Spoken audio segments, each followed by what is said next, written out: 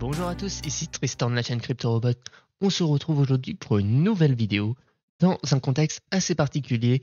En effet, le Bitcoin depuis plus ou moins 3 mois a perdu à peu près 50% de sa valeur.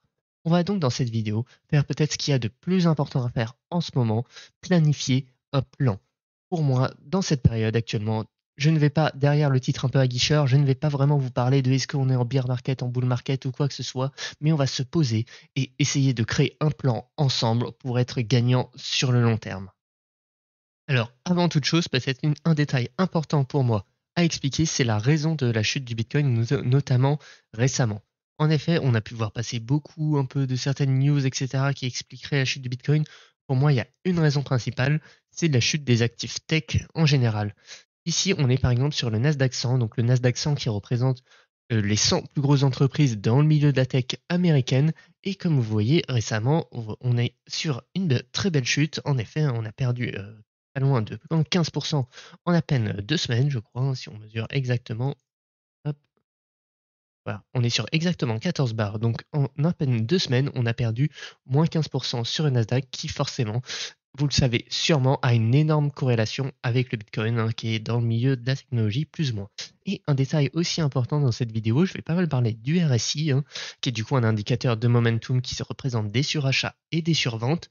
Comme vous le voyez, sur le Nasdaq, on est actuellement en survente. Et c'est un point, quelque chose qui arrive très peu souvent, hein. Je vais essayer de vous dézoomer au maximum pour que vous puissiez voir, mais regardez un peu. Hop, on va prendre un stéo. Donc ici, actuellement, on est en survente. On a un point, 2 points. Ah, ici, on va en compter deux. On va faire 3, 4. Du coup, ici, un très léger 5. Et ici, 6. Vous voyez que depuis 2013, on n'a eu que 6 points de survente du RSI. C'est pour vous dire que c'est quelque chose qui arrive très peu souvent. Est-ce que c'est une opportunité pour autant? Je ne saurais pas le dire et je ne suis pas vraiment là pour vous donner des conseils en investissement.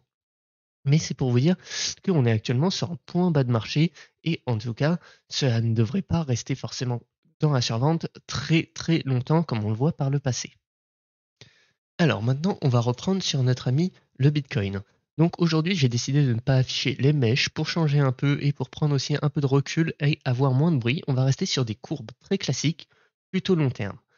Donc comme on le voit, le Bitcoin, comme je vous l'ai dit, a perdu plus ou moins 50% en 80 jours, donc même pas 3 mois. Donc c'est pour vous dire qu'on est vraiment sur une très grosse baisse. Comme vous voyez ici, on pouvait tracer un beau canal baissier qui a été pas mal de fois touché et qu'on a cassé vers le bas. Et on a vraiment cassé toutes nos petites zones d'accumulation. Et actuellement, maintenant, il faut se poser et voir à peu près où vous en êtes dans le marché des cryptos. La première chose peut-être déjà, c'est faire le point sur votre portefeuille. C'est vraiment un point clé en ce moment, c'est de savoir où vous en êtes, de toutes vos positions, qu'est-ce que vous avez, etc. Ensuite, il faut envisager différents cas. Donc, pour moi, un cas qui ne doit pas être exclu, et pour moi peut-être le premier cas à penser, c'est le fait qu'on rentrerait peut-être dans un bear market et qu'on pourrait peut-être aller chercher, on va dire, pour moi, jusqu'aux 20 000 dollars. C'est possible que ça aille encore plus bas. Moi, personnellement, si je devais donner mon avis personnel et qui n'est vraiment pas un conseil en investissement, je ne le vois pas descendre en dessous des 20 000 dollars. Mais en tout cas, c'est pas du tout pour autant que ça ira aux 20 000 dollars, hein. Mais pour moi, c'est en tout cas une possibilité qui est envisageable et qu'il faut prendre en compte dans votre plan. Si par exemple dans votre portefeuille vous êtes énormément exposé à des shitcoins, à des NFT, etc., il faut vous dire que si le Bitcoin va à 20 000 dollars, qu'est-ce qui va se passer sur ces shitcoins, etc. Eh bien, ces shitcoins vont sûrement perdre moins 90% de leur valeur. Et là, est-ce que vous serez capable d'assumer cette perte? Donc, c'est une question qui est très importante à se poser.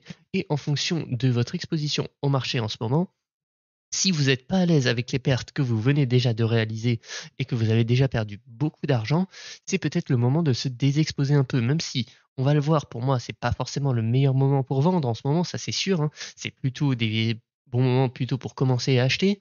Mais pour autant, si vous ne vous sentez pas à l'aise, que vous êtes actuellement constamment sur votre portefeuille en train de regarder tous les jours combien vous avez gagné, combien vous avez perdu, et que vous vous couchez un peu avec la boule au ventre, eh ben, il faut un peu sortir de vos positions pour pouvoir reprendre plus proprement et plus sereinement.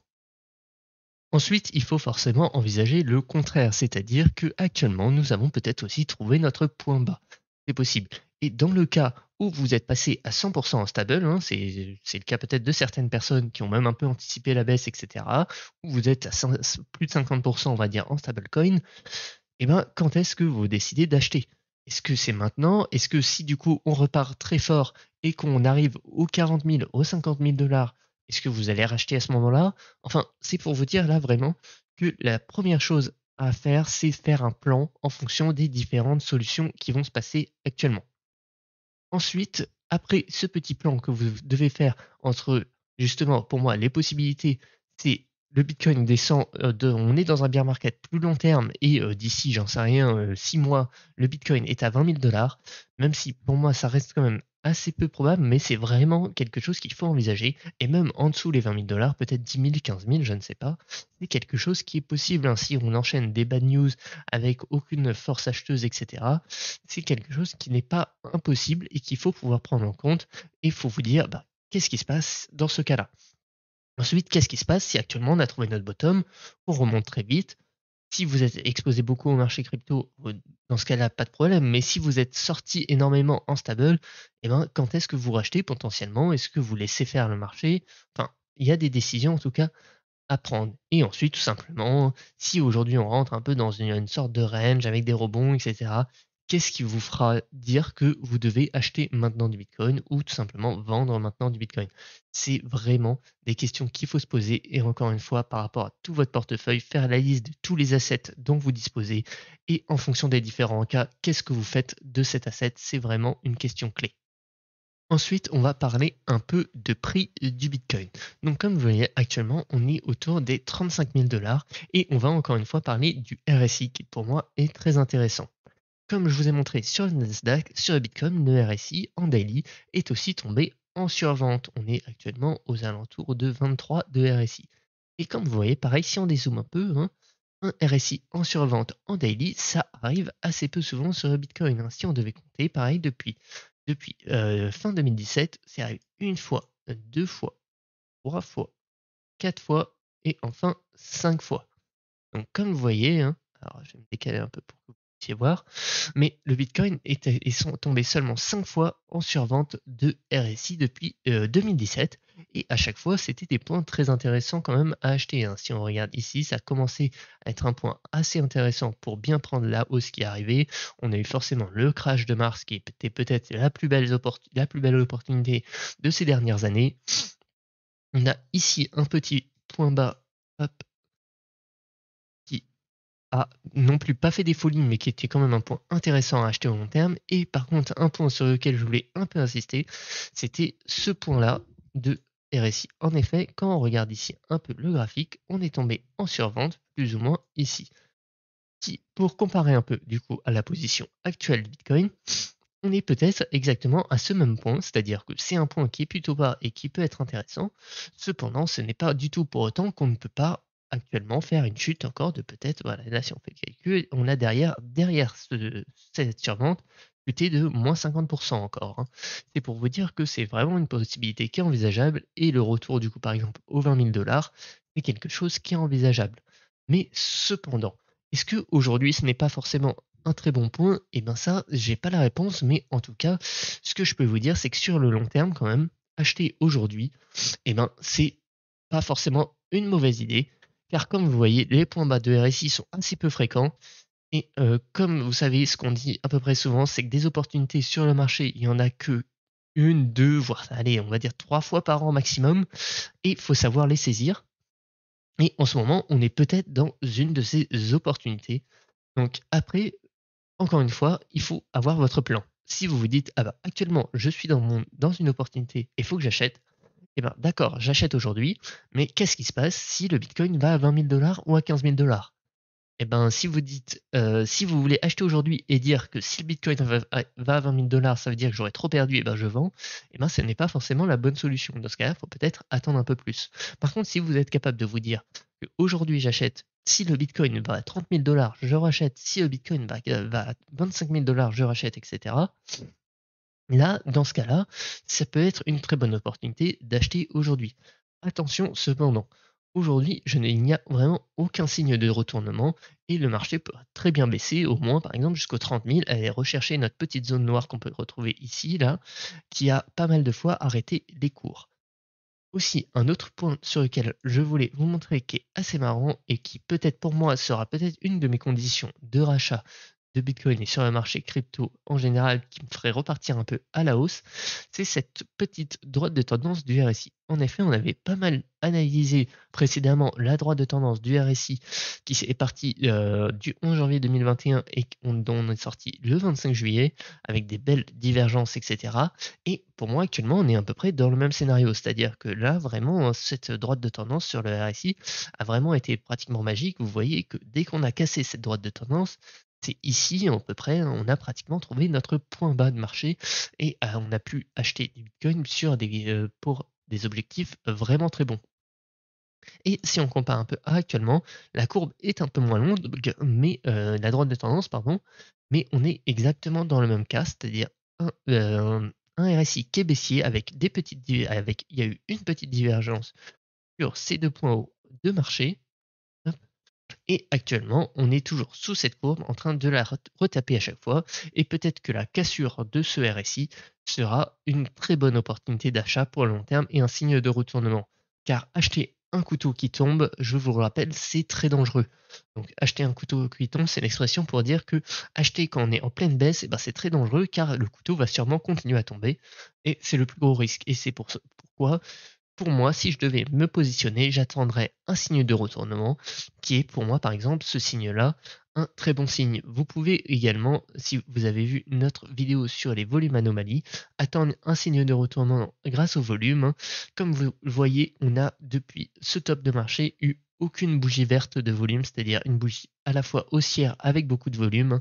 Depuis ce top, on n'a plus jamais eu de ce type de bougie et un signe de retournement, comme on l'a vu sur la vidéo, serait peut-être une figure comme ça, hein, avec une grosse bougie rouge suivie d'une bougie verte englobée à l'intérieur d'une bougie rouge. Si vous n'avez pas vu la vidéo, je vous encourage à aller la voir. Mais c'est pour vous dire que c'est potentiellement des bons signes de retournement et des symboles à peut-être aller voir. Et un plan pour moi, si je devais vous partager plus ou moins mon plan en ce moment, c'est que je serais dans la position de racheter tous les points de retournement. C'est-à-dire que si justement par exemple notre RSI casse cette droite de tendance, eh ben je repartirais peut-être un peu longue sur le Bitcoin avec des stablecoins que j'avais gardés de côté. Une autre stratégie peut être aussi de placer des entrées limites, c'est-à-dire que on voit quand il y a des grosses baisses, il y a aussi souvent des grosses mèches. Et les grosses mèches, vous pouvez en profiter si vous placez des entrées limites, par exemple à 30 000 ou à 20 000. Vous placez un ordre d'achat à 30 000 dollars ou à 20 000 dollars. Et peut-être que si on a un gros crash de marché, une crise économique ou quoi que ce soit, hein, comme vous voyez, si je reviens sur le Nasdaq, hop, si je reviens sur le Nasdaq, en ce moment, hein, on a toujours eu un Nasdaq très haussier. Là, on est en ce moment en train de vivre un crash qui est pas très loin non plus du crash de mars 2020. Est-ce que ça veut dire qu'on va rentrer dans une crise des marchés financiers un peu plus profonde? J'en sais rien. Mais si c'est le cas, le Bitcoin va aussi en pâtir, hein, et risque de perdre quelques pourcents encore et descendre plus bas.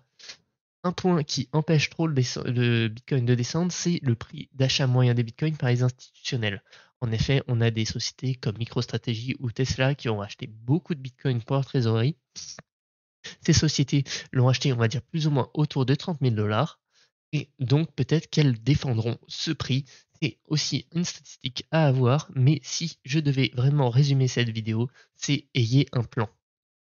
Et c'est la fin de la vidéo. Si je devais la résumer encore une fois, je vais vous bassiner avec ça, hein, mais peut-être la chose que vous devez absolument retenir, c'est ayez un plan pour le marché et pour les mois à venir. Faites un résumé de tous les assets que vous avez actuellement, ceux que vous voulez garder, dont vous voulez vous séparer, dans quelles conditions, etc. J'espère que la vidéo vous aura plu. Si c'est le cas, n'hésitez pas à vous abonner à notre chaîne YouTube, ça nous ferait vraiment plaisir et c'est le meilleur soutien que vous puissiez nous donner. Vous pouvez également rejoindre notre channel Discord où on parle plus ou moins de bot trading, de crypto en général. Sur ce, je vous souhaite à tous une très bonne matinée, journée et soirée, où que vous soyez. C'était Tristan de la chaîne CryptoRobot. Salut tout le monde.